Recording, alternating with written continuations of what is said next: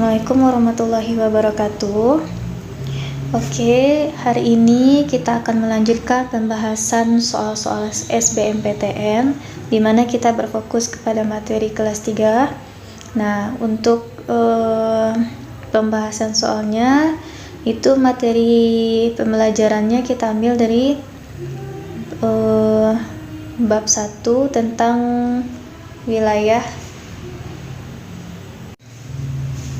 dimana yang kita bahas dalam pembahasan soal ini mencakup 3 materi. Yang pertama, materi tentang konsep ruang dan tata wilayah, kemudian ada juga materi tentang interaksi desa kota, dan juga materi terakhir tentang negara maju dan negara berkembang.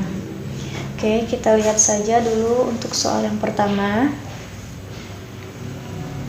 Kita lihat, daerah pusat usaha atau Central Business District di Indonesia selalu ditandai dengan keberadaan. Oke, yang pertama, option A, bangunan perkantoran, B, bangunan rumah sakit, C, bangunan industri, D, bangunan pertokoan dan pasar, dan E, bangunan sekolah. Oke, masalah daerah pusat kota atau yang lebih dikenal dengan Central Business District itu biasanya berada di daerah pusat, dimana seperti materi yang sebelumnya itu ada pembagian wilayah kota.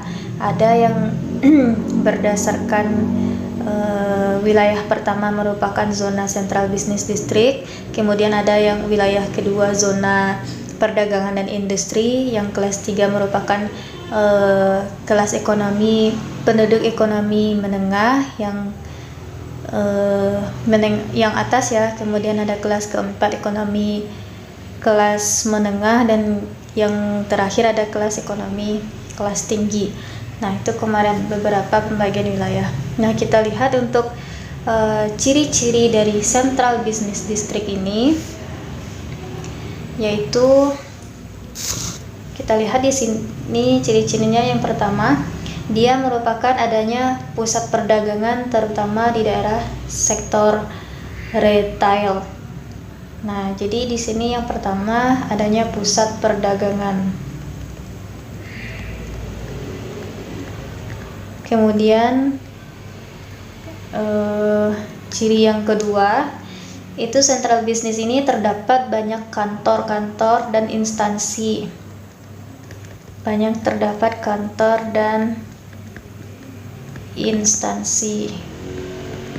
Kemudian ciri yang ketiga, tidak dijumpai adanya industri berat atau manufaktur. Berarti di sini adanya industri ringan. Kemudian yang keempat, yaitu ditandai dengan adanya zonasi vertikal. Nah, di sini maksudnya itu bangunannya bertingkat dan memiliki diferensiasi fungsi. Nah, jadi di sini pusat bangunannya itu bertingkat.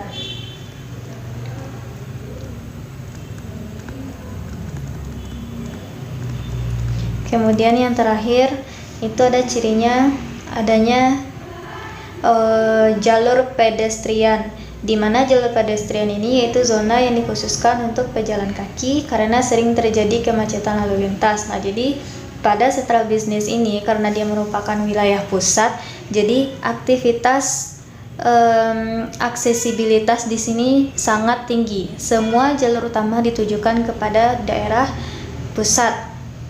Nah, jadi di sini disediakannya jalur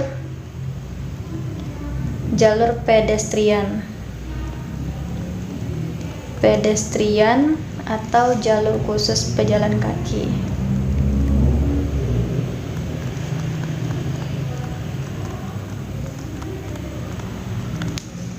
Nah, mengingat soal yang di sini, berarti ciri-ciri yang mendekati itu adalah banyaknya bangunan perkantoran ya.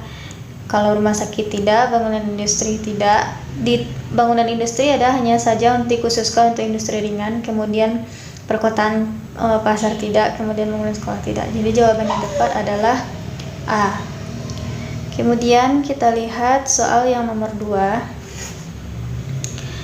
Keberadaan kawasan pembangunan ekonomi terpadu yang sebagian besar berada di wilayah tengah dan timur Indonesia bertujuan untuk, di sini difokuskan pada wilayah Indonesia bagian tengah dan timur. Bertujuan untuk, kita lihat yang A, untuk mengeksploitasi kawasan pembangunan untuk kepentingan nasional. Poin B, sebagai upaya pemerataan pembangunan nasional. Yang C, untuk percepatan distribusi logistik daerah. Yang D, untuk penguatan kelembagaan di tingkat daerah. Dan yang E, sebagai bentuk desentralisasi pembangunan. Kita lihat dulu. Dari jawaban ini, kita lihat poin A sudah jelas salah ya, karena dia mengeksploitasi kawasan pembangunan untuk kepentingan nasional. Karena walaupun melakukan pembangunan, namun juga harus memperhatikan konsep pembangunan berkelanjutan. Dan juga harus memperhatikan kondisi lingkungannya ya. Kemudian kita lihat untuk poin B sebagai upaya pemerataan bangunan nasional. Oke, kita lihat dulu poin yang lain untuk percepatan distribusi dan logistik daerah. Poin C dan D itu merupakan dampak dari keberhasilan pembangunan suatu kawasan ya, pembangunan ekonomi terpadu ini. Yang pertama, dampaknya itu untuk percepatan distribusi. Ini hasil dari pembangunan ini nanti akan berdampak pada ini. Hasilnya akan seperti ini. Yang pertama, terjadinya percepatan distribusi, dan kedua, untuk penguatan kelembagaan di tingkat daerah. Kemudian kita lihat yang poin E sebagai bentuk desentralisasi pembangunan, tidak ya. Jadi jawaban yang tepat di sini adalah B, sebagai upaya pemerataan nasional. Jadi tidak hanya dipusatkan kepada Indonesia bagian barat saja, karena kita lihat Indonesia bagian barat kan meliputi Sumatera, Jawa, Kalimantan. Itu kan cukup baik dalam pembangunan. Jadi tujuannya untuk dibangun pembangunan ekonomi terpadu di wilayah tengah seperti Maluku, Nusa Tenggara, Sulawesi, dan juga timur seperti Papua. Itu bertujuan untuk meratakan pembangunan nasional. Kita lanjutkan.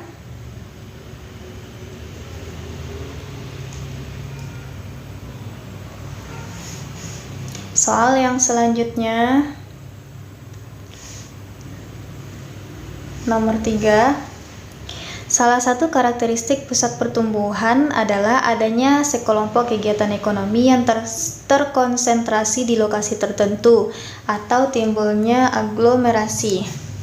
Keuntungan aglomerasi dari sisi lokalisasi bagi industri atau pusat pelayanan adalah, kita lihat dulu. Di sini dipusatkan permasalahannya atau pembahasannya itu adalah keunggulan atau keuntungan dari aglomerasi. Aglomerasi adalah istilah lain dari pemusatan. Kita lihat ada keuntungan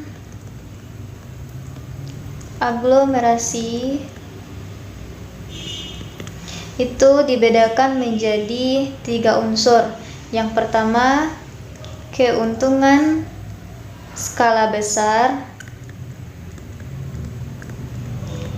Yang kedua, keuntungan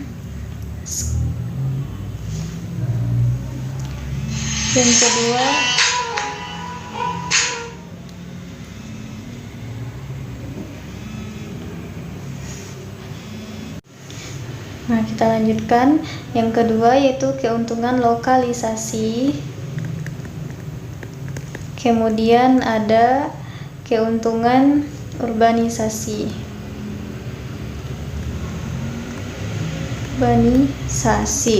Ada 3 unsur dari keuntungan aglomerasi. Yang keuntungan lokalisasi ini untuk keuntungan skala besar itu diperoleh karena produksi dilakukan dalam jumlah besar sehingga terdapat penurunan biaya produksi. Ini efek terakhirnya itu yaitu adanya penurunan biaya produksi. Nah, jadi kalau untuk biaya produksi itu ditujukan pilihan B dan D ya. Kita lihat lagi di opsinya biaya produksi. Nah, ketersediaan bahan baku untuk proses produksi, kemudian ketersediaan pasar untuk pemasaran produk dalam skala besar. Nah, ini keuntungan aglomerasi dalam unsur produksi. Kemudian kita lihat yang urbanisasi itu berkaitan dengan dampak dari perpindahan penduduk, namun membentuk fenomena aglomerasi. Nah, di opsinya kita lihat yang mengarah kepada dampak dari urbanisasi ini adalah penggunaan fasilitas bersama menurunkan biaya produksi, kemudian munculnya arus urbanisasi ke pusat pertumbuhan.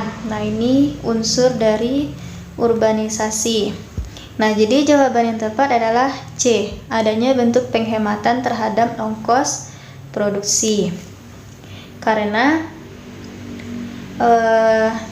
ini merupakan salah satu keuntungan dari lokalisasi aglomerasi, di mana lokalisasi ini kan berkaitan dengan tempat. Nah, jadi dengan adanya aglomerasi ini akan berpengaruh kepada ini, sehingga adanya bentuk penghematan terhadap ongkos produksi. Kemudian kita lanjutkan soal nomor 4. Jalur hijau sebagai salah satu bentuk penataan kawasan kota mempunyai banyak manfaat bagi masyarakat. Manfaat jalur hijau sebagai perlindungan yaitu, nah, kita lihat jalur hijau ini sangat penting dalam unsur-unsur yang harus dimiliki oleh sebuah kota. Nah, jalur hijau ini memiliki berbagai macam manfaat dan tujuan. Salah satunya yaitu kita lihat yang poin A, mencegah pendangkalan sungai. Ini juga betul. Kemudian menambah keindahan kota juga. Sebagai paru-paru kota juga merupakan fungsi dari jalur hijau. Habitat satwa liar juga fungsi dari jalur hijau. Kemudian meredam kebisingan juga merupakan fungsi dari jalur hijau. Namun hal ini dibedakan dari segi bidang manfaatnya. Kalau mencegah pendangkalan sungai, menambah keindahan kota sebagai paru-paru kota, habitat satwa liar, itu merupakan jalur hijau dalam segi fungsi ekologi. Nah, kalau ekologi ini berkaitan dengan lingkungan ya. Sementara untuk manfaat jalur hijau dari segi perlindungan, nah, itu jawaban yang paling tepat adalah meredam kebisingan. Karena dengan adanya jalur hijau, itu juga merupakan salah satu teknik yang bisa digunakan untuk meredam kebisingan kendaraan-kendaraan yang ada di sekitar jalan lalu lintas. Nah, sementara untuk poin A, B, dan C serta D itu merupakan fungsi jalur hijau dari segi ekologi. Kita lanjutkan soal nomor 5. Berikut ini kegiatan yang mampu meningkatkan kebutuhan tenaga kerja dan mendorong suatu wilayah menjadi pusat pertumbuhan adalah, kita lihat yang poin A itu penjualan bunga hias, yang B pembibitan tanaman buah, yang C kegiatan pariwisata di pantai, yang D pengelolaan lahan pertanian, dan yang E kegiatan perkebunan hortikultura. Oke, untuk pusat pertumbuhan ini, pusat pertumbuhan itu dapat terbentuk dari adanya kegiatan ekonomi yang menyerap banyak tenaga kerja. Kemudian kegiatan ekonomi tersebut biasanya merupakan sektor jasa dan juga perdagangan. Nah, untuk menjadi daerah pusat pertumbuhan ini kegiatan utamanya berada pada sektor jasa dan perdagangan. Nah, oleh karena itu kita lihat penjualan bunga hias ini masuk ke dalam kegiatan agrikultur ya. Agrikultur. Kemudian pembibitan tanaman buah masih sama, kegiatan yang sama. Yang C, kegiatan pariwisata di pantai, ini beda. Yang D, pengelolaan lahan pertanian, masih kegiatan agrikultur. Dan yang E, kegiatan perkebunan hortikultura. Nah, masih sama agrikultur. Nah, jadi dari opsinya saja kita sudah dapat melihat mana jawaban yang paling tepat, yaitu jawaban yang C. Karena jawaban A, B, dan E ini merupakan kegiatan yang bersifat agraris atau agrikultur, dan biasanya ini dilakukan pada daerah belakang atau daerah yang kurang maju ya. Jadi pilihan yang tepat itu adalah C. Selanjutnya kita lihat soal nomor 6. Fenomena desentralisasi permukiman yang terjadi pada kota-kota yang mengalami perkembangan pesat ditandai dengan yang A, pembangunan permukiman kepada pengembang. Yang B, permukiman kelompok menengah ke atas cenderung memisah. Yang C, permukiman penduduk bergeser ke arah pinggiran. Yang D, masyarakat diberi kebebasan mengembangkan permukiman. Yang E, meluasnya area permukiman kumuh di kota. Nah, fenomena desentralisasi ini adalah kalau desentralisasi merupakan lawan dari sentralisasi. Nah, sentralisasi ini adalah kegiatan yang memusat ke arah kota, sedangkan yang desentralisasi ini adalah kegiatan yang menjauh dari pusat kota. Nah, desentralisasi ini adalah penyerahan urusan pemerintah. Nih, kita lihat desentralisasi itu adalah penyerahan urusan pemerintah pusat kepada pemerintah daerah. Jadi di sini pemerintah pusat kepada pemerintah daerah. Nah, pelimpahan wewenang kepada pemerintah daerah ini adalah untuk mencapai suatu pemerintahan yang efisien. Nah, dalam upaya pelaksanaan desentralisasi permukiman, pemerintah harus lebih berperan sebagai fasilitator dan pendorong dalam upaya pemberdayaan bagi berlangsungnya seluruh rangkaian proses penyelenggaraan perumahan dan permukiman.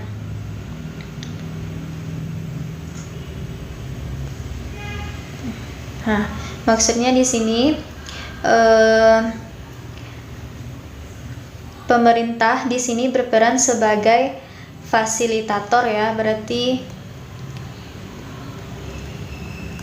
nah di sini dia berperan sebagai fasilitator, artinya orang yang memfasilitasi dan sebagai pendorong dalam upaya pemberdayaan bagi berlangsungnya seluruh rangkaian proses penyelenggaraan perumahan dan permukiman yang terjadi pada kota-kota yang mengalami pengembangan pesat. Nah, hal itu ditandai dengan adanya permukiman yang mengelompok.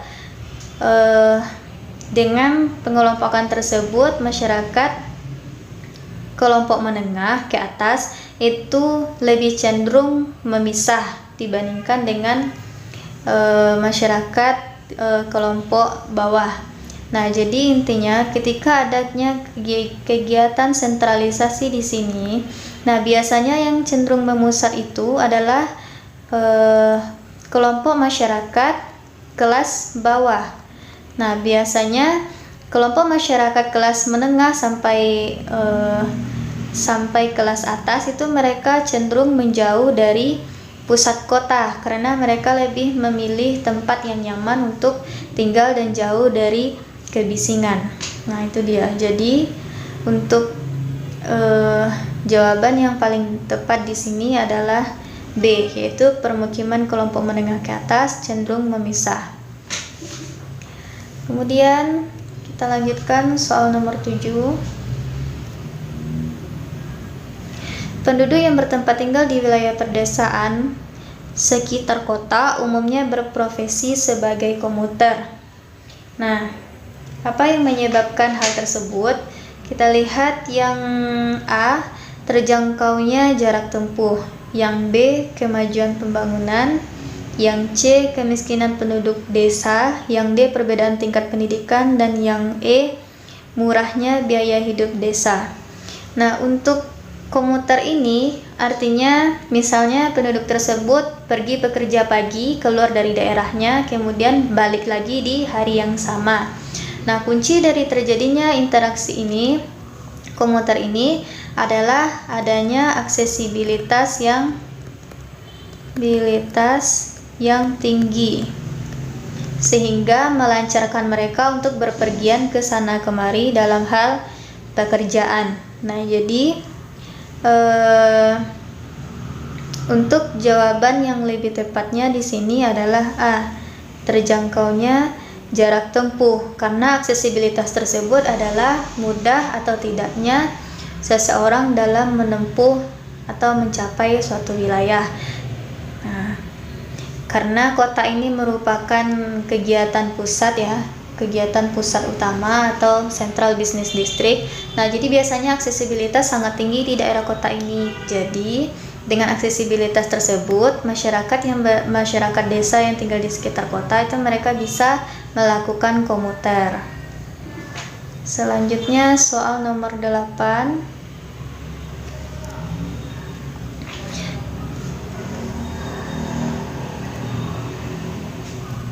Interaksi masyarakat desa dan kota di Pulau Jawa secara umum lebih intensif dibandingkan dengan interaksi di luar Pulau Jawa. Hal ini karena biasanya di Pulau Jawa ini kan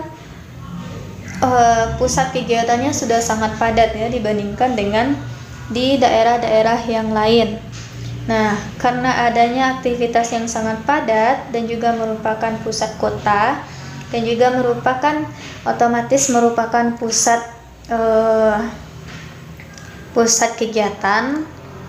Nah, jadi otomatis aksesibilitas sangat tinggi di sini. Aksesibilitas tinggi. Nah, karena tingginya aksesibilitas tersebut mengakibatkan interaksi antara masyarakat desa dan kota di Pulau Jawa ini lebih tinggi dibandingkan dengan wilayah atau kota-kota yang lain, karena Pulau Jawa ini merupakan, pertama dia pusat kota, kemudian memang dia merupakan ibu kota negara kan berada di Pulau Jawa. Nah, ini yang mengakibatkan Pulau Jawa ini sangat memiliki kegiatan yang tinggi dibandingkan dengan wilayah-wilayah atau pulau-pulau yang lain. Nah, jadi kita lihat pada opsinya, media komunikasi lebih canggih, kurang tepat. Kondisi wilayah yang lebih homogen, salah ya, karena di pusat kota itu heterogen. Aksesibilitas wilayah lebih mudah. Nah, ini dia jawaban yang tepat. Kemudian jarak absolut dan relatif lebih singkat, tidak. Kebutuhan hidup lebih tinggi juga, tidak. Jadi jawaban yang tepat adalah C. Kemudian kita lihat soal nomor 9.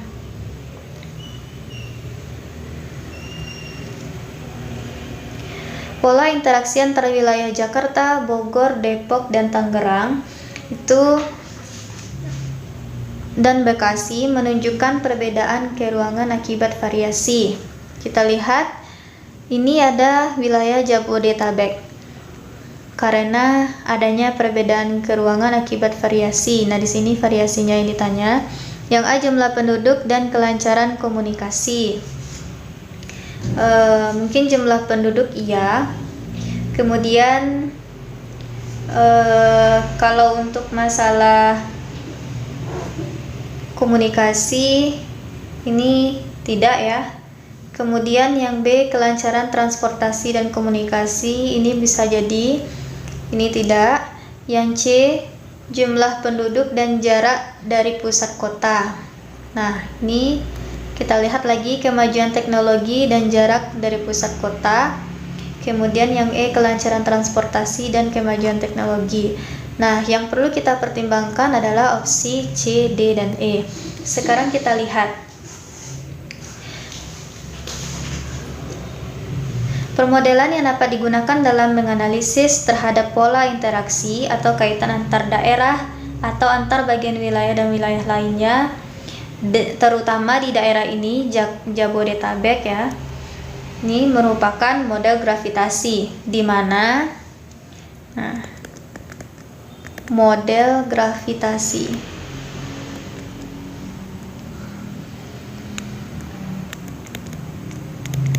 Di mana konsep model gravitasi ini didasarkan pada pernyataan bahwa kekuatan tarik-menarik tersebut biasanya sebanding dengan hasil kali kedua jumlah penduduk wilayah dan berbanding terbalik dengan kodrat jaraknya. Jadi, untuk model gravitasi ini bisa digunakan untuk menghitung alat transportasi atau lalu lintas, kemudian migrasi ke antar kedua wilayah, dan kemudian jumlah penduduk yang cenderung menggunakan satu tempat pusat. Nah, itu dia. Jadi, jawaban yang paling tepat di sini adalah C, yaitu adanya variasi jumlah penduduk dan juga jarak dari pusat kota. Sementara untuk yang poin D dan E itu kurang tepat. Ya. Kemudian kita lanjutkan soal nomor 10.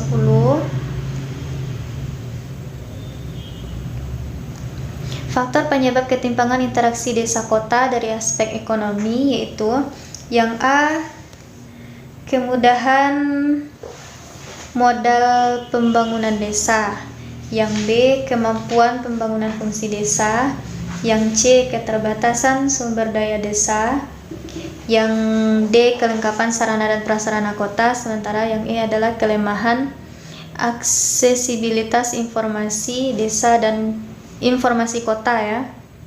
Kita lihat yang A, kemudahan modal pembangunan desa, ini kurang tepat ya. Yang kedua, kemampuan pengembangan fungsi desa, ini juga kurang tepat jawabannya karena yang diminta adalah aspek ekonomi. Kemudian yang C, keterbatasan sumber daya desa. Nah, keterbatasan sumber daya desa ini bisa jadi karena di desa itu sumber dayanya sangat sedikit ya, sangat rendah, terutama dalam hal sumber daya alam dan juga sumber daya manusianya yang mengelola. Kemudian kalau kelengkapan sarana dan prasarana kota ini juga bukan, karena yang ditanya adalah aspek ekonomi, sedangkan ini adalah aspek sarana dan prasarana. Kemudian kelemahan aksesibilitas informasi kota juga salah, karena di kota itu aksesibilitasnya sangat tinggi dan informasi di kota itu teknologi berbasis informasi juga sangat tinggi. Nah, jadi jawaban yang paling tepat di sini adalah C. Kemudian kita lanjutkan ke soal nomor 11.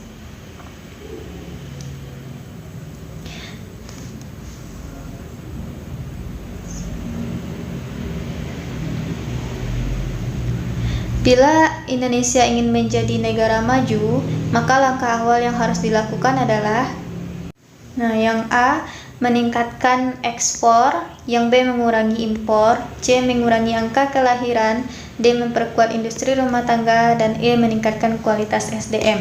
Nah, kita lihat Indonesia ingin menjadi negara maju. Salah satu faktor penyebab negara maju adalah yang pertama dulu adalah kualitas SDM atau sumber daya manusia. Nah, kualitas SDM ini yang harus ditingkatkan. Jadi, langkah awal agar negara Indonesia menjadi negara maju adalah meningkatkan sumber daya manusia, karena kualitas tersebut dapat menjadi faktor utama dalam memajukan suatu negara. Kualitas tersebut meliputi peningkatan pendapatan, Nah, jadi kita meningkatkan pendapatan, kemudian juga kesehatan, kemudian dengan meningkatkan pendidikan. Nah, meningkatnya kualitas dari faktor yang 3 ini akan menjadikan sumber daya manusia Indonesia memiliki kompetensi serta daya saing yang tinggi. Nah, jadi dengan demikian diharapkan sumber daya manusia Indonesia yang berkualitas tersebut mampu memajukan negara Indonesia menjadi negara maju dan sejahtera. Nah, jadi jawaban yang paling tepat di sini adalah meningkatkan kualitas SDM. Mengurangi angka kelahiran bisa juga, kemudian memperkuat industri rumah tangga juga bisa. Meningkatkan ekspor juga bisa, tetapi yang lebih tepatnya untuk langkah awalnya itu adalah meningkatkan kualitas sumber daya terlebih dahulu, baru faktor yang ini akan menyusul dengan sendirinya. Kita lanjutkan nomor 13. Dari segi komposisi jenis pekerjaan, Indonesia tidak dapat dikategorikan sebagai negara maju karena yang pertama terlalu banyak bermata pencarian sebagai petani. Yang kedua, tingkat pendidikan yang masih rendah dan kurang mendukung jasa. Yang ketiga, pekerjaan di bidang jasa hanya digeluti oleh penduduk kota. Yang keempat, penduduk Indonesia kurang menyukai pekerjaan di bidang jasa. Dan yang kelima, masih sedikit penduduk Indonesia yang bekerja di bidang jasa. Nah, kita lihat salah satu indikator utama negara maju adalah kegiatan ekonomi berbasis industri dan jasa. Nah, negara maju ini kegiatan utamanya adalah di bidang industri dan jasa. Nah, adapun negara Indonesia sendiri merupakan negara agraris ya, atau negara yang penduduknya lebih bermata pencarian utamanya itu sebagai petani. Nah, salah satu ciri negara berkembang itu adalah berorientasi kepada alam.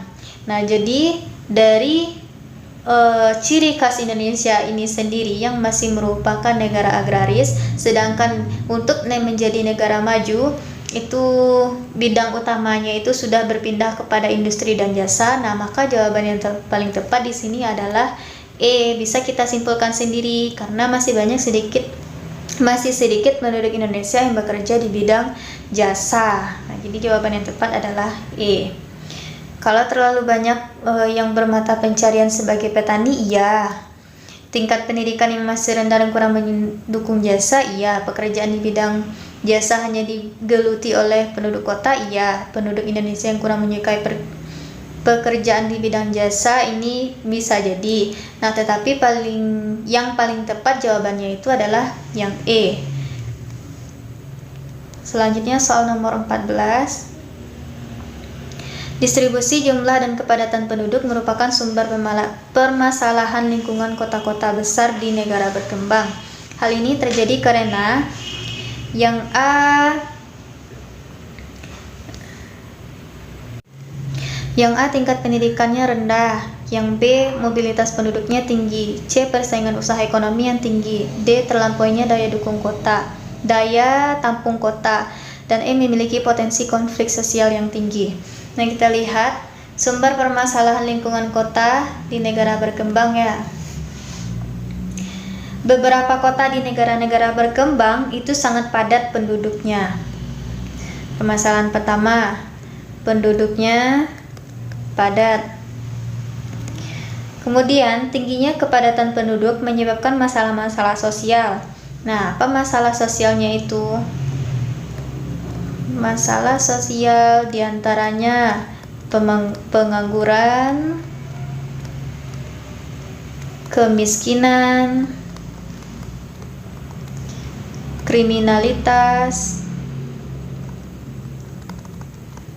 kemudian slum area, dan lingkungan tempat tinggal yang tidak sehat. Nah, faktor-faktor ini atau fenomena-fenomena ini merupakan akibat dari masalah-masalah sosial karena tingginya jumlah penduduk. Nah, kemudian selain masalah sosial, ada juga masalah lingkungan yang dihadapi oleh beberapa kota besar di negara berkembang, yaitu terlampauinya daya tampung kota. Nah, ini dia. Karena terlampaunya daya tampung kota, yang dimana seharusnya kota hanya mampu menampung sekian ribu penduduk atau sekian juta penduduk, tetapi karena banyak yang bertempat tinggal di sana, banyak juga yang melakukan urbanisasi di sana, sehingga terjadi pemusatan atau aglomerasi, sehingga daya tampung kotanya melebihi dari batas yang seharusnya. Nah, sehingga muncullah permasalahan-permasalahan seperti yang dijabarkan tadi. Nah, jadi distribusi jumlah kepadatan penduduk ini akan berdampak kepada masalah-masalah yang ini. Hal ini terjadi karena adanya fenomena terlampauinya daya tampung kota terhadap penduduk itu sendiri. Oke, kemudian yang terakhir soal kita, Malaysia secara umum lebih maju dibandingkan dengan Indonesia. Indikator yang paling mudah adalah yang A, persentase anggaran pendidikan terhadap APBN. Yang B, pendapatan per kapita.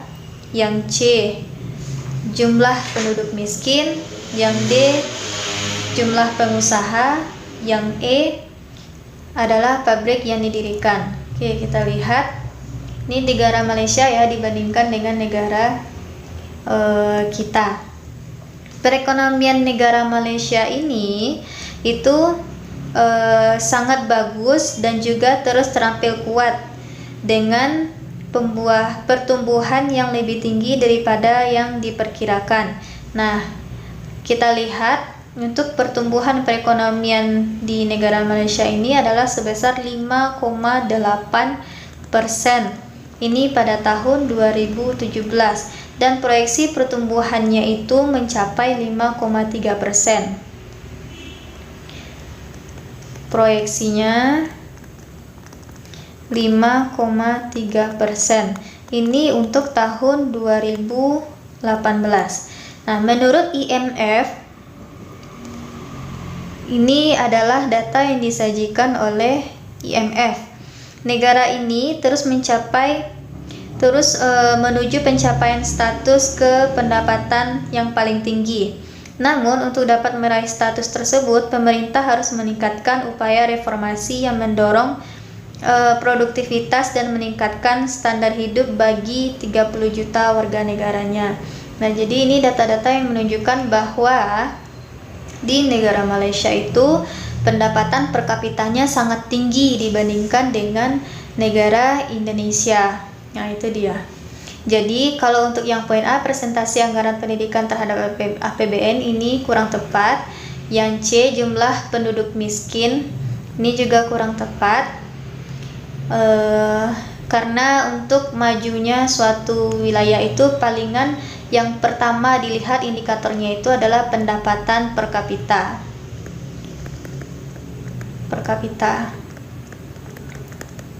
Nah, kemudian yang D, jumlah pengusahanya juga kurang tepat karena di Indonesia juga banyak sekali pengusaha-pengusaha sama dengan Malaysia. Kemudian jumlah pabrik yang didirikan ini juga kurang tepat. Nah, jadi hal yang secara umum kita lihat yang mendasar yang kita lihat dari negara Malaysia ini adalah pendapatan per kapitanya sangat tinggi. Jadi jawaban yang tepat adalah B.